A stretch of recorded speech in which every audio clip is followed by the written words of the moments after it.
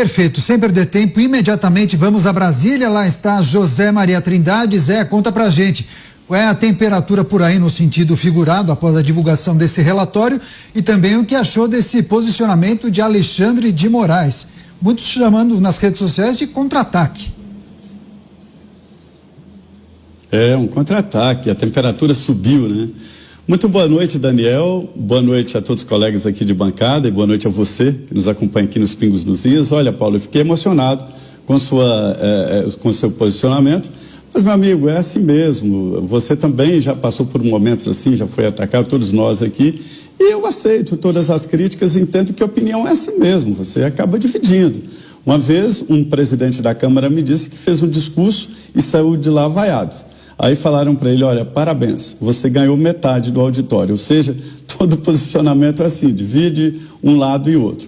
Deixa eu te falar, esse assunto me é muito caro, porque lá atrás, naquele processo de apuração dos votos do Aécio Neves e Dilma Rousseff, estranhíssimo aquilo ali, eu pedi autorização ao presidente do TSE e aos diretores e fui a fundo nas urnas. A primeira minha grande descoberta nesse processo foi a seguinte: ninguém entendia como as urnas funcionavam. Eu quero dizer que ninguém era deputado e fazia teste, deputado, senador, governador e presidente da República. Ninguém queria saber não. Dizia as urnas, isso é coisa do TSE, eu quero lá entender como é que esse trem funciona, era isso. E o presidente Jair Bolsonaro chegou e jogou esse assunto, o grande debate do momento e que foi durante todo o processo eleitoral e durante o governo dele. Ele foi vitorioso e não ficou satisfeito e não foi convencido. Numa conversa com o presidente Jair Bolsonaro, eu falei, mas presidente, por que o senhor desconfia das urnas? Se o senhor foi vitorioso, seu filho foi campeão de votos no Brasil inteiro, com 2 milhões de votos em São Paulo, por que essa desconfiança? E ele me disse, Zé Maria, se não houvesse fraudes nas urnas, eu teria sido eleito em primeiro turno. Quer dizer, não vou discutir isso aí e vou te dizer apenas que o vencedor da eleição não deu crédito ao sistema eleitoral. Ali eu entendi que o processo era falido. Não dá para ficar discutindo esse negócio de bytes e tal, porque o processo eleitoral brasileiro faliu. É preciso urgentemente colocar a impressora ao lado ou o projeto do deputado Celso Russomano, que é uma votação nominal, que passa por um leitor óptico e o leitor óptico registra na urna. Fica ali o voto original. Qualquer dúvida se confere o voto original. E saindo desse processo de investigação lá atrás no Aécio Neves, eu fiquei talvez um dos poucos fora do TSE que entendia de como era o processo. Quero louvar aqui que ninguém discutiu aqui, mesmo quando nós falamos ontem aqui, ninguém falou em caixa preta do TSE na apuração, né?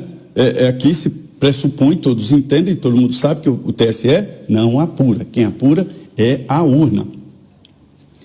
Todo mundo diz, todos os técnicos dizem que depois da urna para frente não existe a possibilidade de fraude. As eleições são auditáveis da urna para frente. Qual é o grande problema? É até chegar na urna, é o tal código-fonte. E eu não parei lá atrás, eu continuei conversando, analisando, investigando. Os técnicos do Ministério da Defesa, né, que são os profissionais competentíssimos da área cibernética, trabalham em guerra cibernética. Senhores, a guerra cibernética existe. E eles mostraram claramente que o problema seria a falta de acesso ao código-fonte. E eles nem sabiam, não havia nem como dizer se o código-fonte que eles analisaram era o mesmo usado nas urnas.